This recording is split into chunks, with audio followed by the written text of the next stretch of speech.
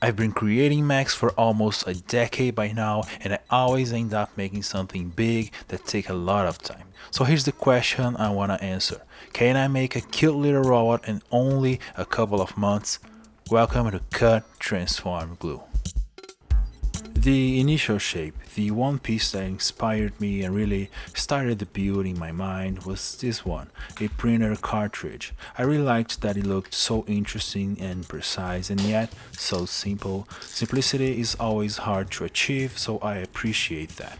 As you just saw, only a portion of the cartridge was used, which made the piece a bit squishy. But I quickly solved this with printing this simple filling right here that fitted precisely inside there, making the cartridge nice and solid. My idea was to combine two of these, forming the top of the robot, and later create a structure on the back. To join these two front pieces together, I used a couple of old Lego pieces, so I had to remove some features and do some sanding to help the CA. But of course, this is not enough to keep everything together, so on the bottom I glued a big piece of 5mm acrylic that I cut and rounded the corners using my disc sander. That piece of acrylic will not only keep everything nice and solid, but also give me some surface to attach the waist piece. And speaking of waste and other structures, at that point I decided to do a quick build up using some random bits and pieces and hot glue, just to have a vague idea of the size and proportions of this unit. My idea is that this robot is a Greeblie Hunter that roams around using a vacuum cleaner to collect parts, kinda what we do around here for the channel. Now, here's something that I decided to do this time. I made myself a bounding box, like a visual reference of how big I want this project to be. This is supposed to be a fun, quick little project, and this will definitely help. As you can see, when comparing with the previous units, this is much smaller and hopefully will get done much quicker. Back to the top, I took some measurements and made some custom pieces to add volume to the main body as it looked too thin. These were 3D printed on this beautiful pink filament and glued with some CA.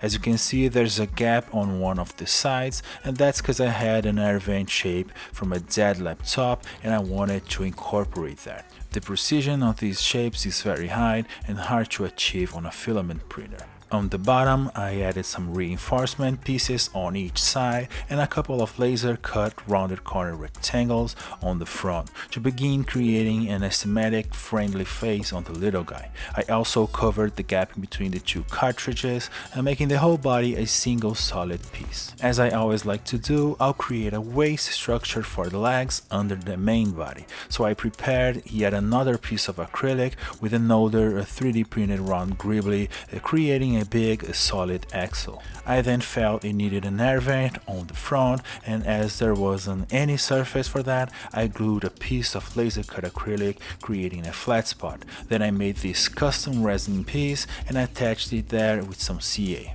Resin printing is quite complicated and full of time-consuming steps, so I decided to make a bunch of other Greeblies like this little air vent right here for the sides.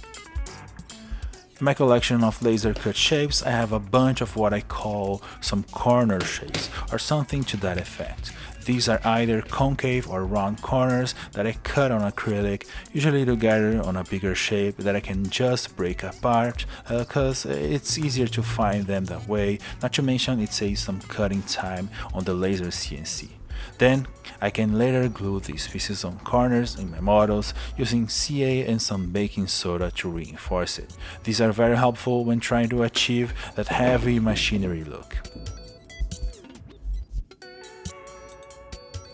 I needed the air vent structure to be a bit thicker, and so to save me some time I quickly printed that same shape on filament this time, but with some big rounded corners, simply to avoid having to sand acrylic by hand. Then I added some of the acrylic corner shapes, and that was it for the underside of the main body, for now at least. Now, when I made the hot glue mock-up, I thought of using a plastic bottle for the vacuum cleaner, but later, looking into my collection of Greeblies, I found this very good looking fan from a broken Makita tool. It looked so cool that I had to use it on the project.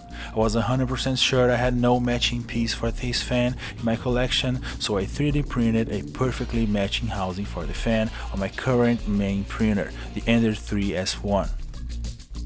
If it wasn't for the 3D printing, I would either spend a couple of hours making a housing using acrylic or give up on that fan completely. So I'm glad that I can just grab a cool shape and craft a custom piece for it, quick and precisely.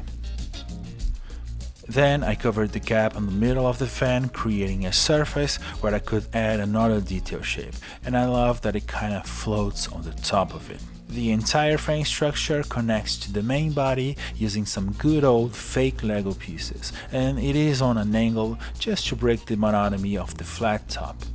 A tiny little resin piece, an acrylic shape, and a real Greeblie were glued together forming an axle. Then I grabbed this black shape, which I'm curious to see if you can identify the source, and I combined with it. I then made a hole on the center of the fan so I can connect things, and of course I glued that structure to the fan housing. Now the fan can spin very fast and not go anywhere. One last touch I added to the front were some very delicate and super detailed Greeblies I made. These, among many other pieces shown in this video, and a collection of more than 100 STL files are available for my patrons. Check the link in the description box if you want to have access to that. You'll also be helping this channel immensely, so please check the link on the description box.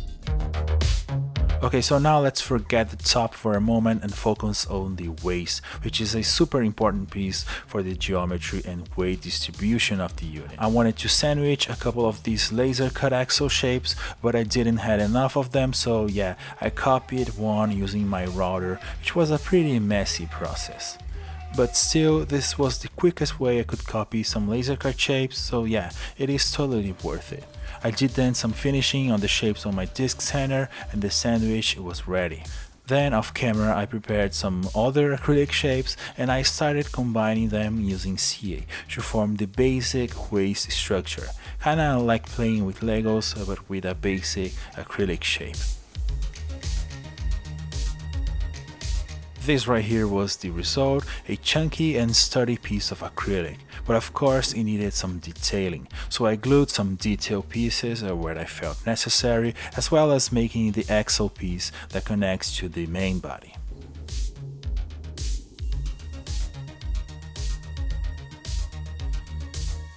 At that point, I decided to check once again the proportions of the unit using the basic legs I made for the mockup. So I glued them with some hot glue and I was very happy with what I saw. Proportions were good and the weight distribution was on point.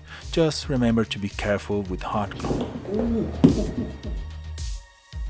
But anyways, that was just the construction of the basic shape of the waist. It of course still needed some smaller and interesting details, so this is what I did next. As you can see, not much was added, some corner acrylic shapes, some Greeblies like dead laptop keys and some other stuff. At that point I printed a couple of my good old ball joint system assemblies and I glued them there, and then I primed the pieces. There's also that hole right there in the frontmost piece of the waist, to which I'll later attach the arm of this robot, which will be holding the vacuum cleaner hose. Let me show you how I made it. One of my favorite pieces to create arms are Wi-Fi antennas. Most of them have 2 pivot points and are made of good strong plastic, so working with them is very easy and the result is also very durable. I also love that these are made so you can position the antenna on a desired angle, and so that makes the arm posable and it can to some degree maintain that angle. I usually look for cool details to go around it and I leave the joints intact so I can keep its original function. Then I went looking for some interesting Greeblies for the vacuum cleaner nozzle and I found 2 pieces that looked super cool. For instance, this bell-shaped thing right here may not make much sense for a vacuum cleaner, but I really like it. It's fun and unexpected. This highly detailed tube was hollow, so I took it apart and filled the inside with another plastic tube that I cut to size, and it was glued there with some CA and baking soda. Now this white plastic right here is not particularly super CA glue friendly, but this is an internal shape and nothing can really happen to it. In between the bell-shaped nozzle and the detailed tube goes this custom-made Greeblie that fit both perfectly. Then I cut the back of the white tube with a hacksaw and I installed some extra detail pieces where later I could attach the hose.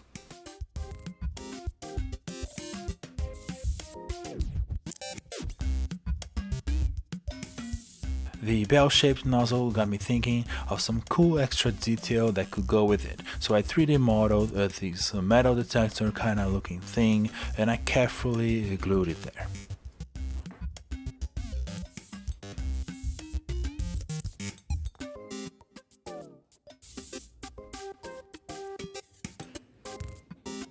And I don't know about you guys, but this is my favorite piece on this project so far. Something about this bell-shaped nozzle slash metal detector and the arm with multiple joints.